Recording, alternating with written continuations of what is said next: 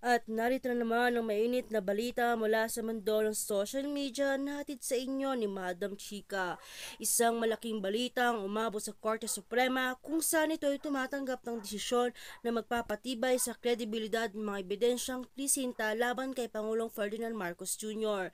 At ngayon kinikilala na rin ang pinakamataas na hukuman ng suporta ni Vice President Sara Duterte sa mga kasong ito.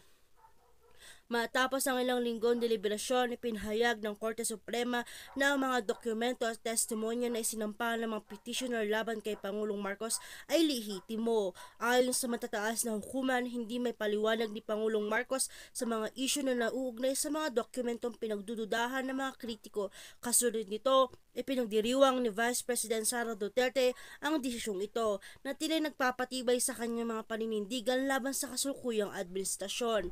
Ang desisyon ng Korte Suprema ay nakatanggap ng mga positibong reaksyon mula sa mga taga-suporta ni VP Sara.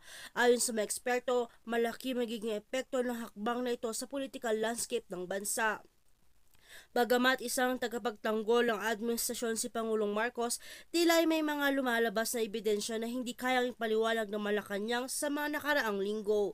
Sa kabilang banda, may ilang kritiko naman na nagsasabi na ang desisyon ay magbibigay daan sa mas malalim na investigasyon. Sa ngayon, wala pang direktang pahayag ang Pangulong kaugnay sa desisyon. Ngunit ayon sa ilang opisyal, maghihintay muna sila ng formal na opinion mula sa kanilang mga abogado bago magbigay ng tugon. Gayunpaman, hindi may kakaila na malaking tagumpay ito para kay VP Sara Duterte, lalo't siya ang matagal nang naglalabas ng mga pahayag hinggil sa pangangailangan ng transparency sa gobyerno.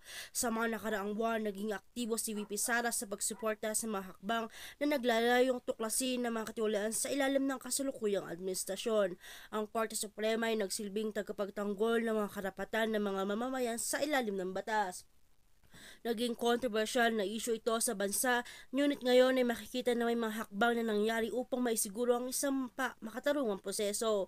Tinututukan pa rin ng publiko magiging epekto ng desisyon sa mga susunod na araw at kung paano ito mapapabago sa kalakaran ng politika sa bansa. Patuloy na pinababantayan natin ang susunod na hakbang sa kasong ito. At para naman sa karagdagang impormasyon, panoorin ang video. At kung bago ka pa lamang sa aking channel, ay huwag kalimutan mag-like, share, and subscribe para update ka sa aming bagong balita.